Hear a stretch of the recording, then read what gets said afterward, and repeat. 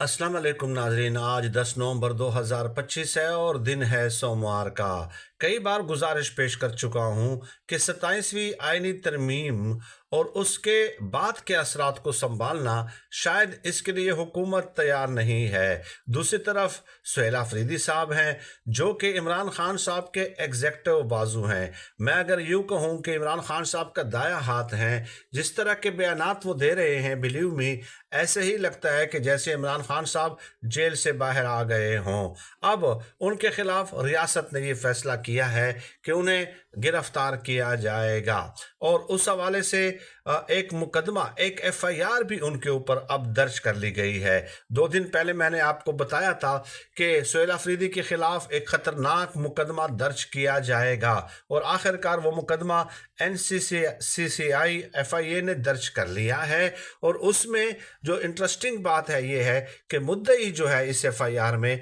वो रियासत खुद है और ये कहा गया है कि वो रियासत के खिलाफ बगावत पे उकसा रहे हैं और सिक्योरिटी इदारों के खिलाफ बगावत पे उकसा रहे हैं। उनका एक बयान था कि मसाजिद में कुत्ते बांधे गए और जब हमने उनसे पूछा कि ये क्या कर रहे हैं तो उन्होंने कहा कि तुम भी कुत्ते हो और ये भी कुत्ते हैं। तो इस तरह का बयान, और कल भी उन्होंने इस बयान को रिपीट किया एक बार फिर।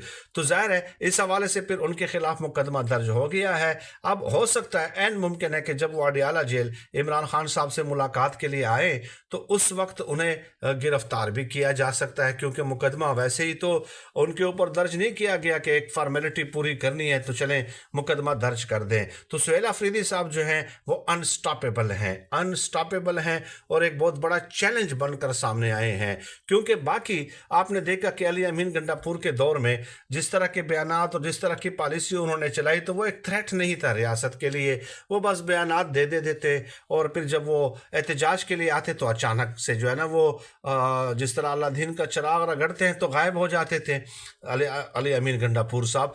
तो सुहेल अफरीदी साहब के बारे में आप परसेप्शन यही है कि भाई ये बंदा इतने आसानी के साथ कंट्रोल होने वाला नहीं है, इसलिए इसका कोई इंतज़ाम करना पड़ेगा। But the problem is that कि वो एक सिटिंग चीफ मिनिस्टर हैं, उनको गिरफ्तार करना इस कदर आसान भी नहीं होगा, इस कदर आसान भी नहीं होगा। और उसके बाद फिर ज़ाहिर तरीके इंसाफ का रद्द-ए-अमल केपी का, खासकर केपी के जो एमपीएस वगैरह हैं उनका तो रद्द-ए-अमल बड़ा शदीद होगा। लेट अस सी कि फिर अब होता क्या है, उनकी गिरफ्तारी के लिए कौन से मकाम का तयन किया जाता है। क्या पॉलिटिकल टेम्परेचर मजीद आने वाले दिनों में कम होगा, नहीं होगा, राब्ते होंगे नहीं होंगे, फ़ोन कड़काए जाएंगे नहीं कड़काए जाएंगे, लेकिन सर दस्त यही है कि सुहेल अफरीदी साहब को गिरफ्तार किया जाएगा और उनके ऊपर मुकदमा और एफआईआर भी दर्ज कर ली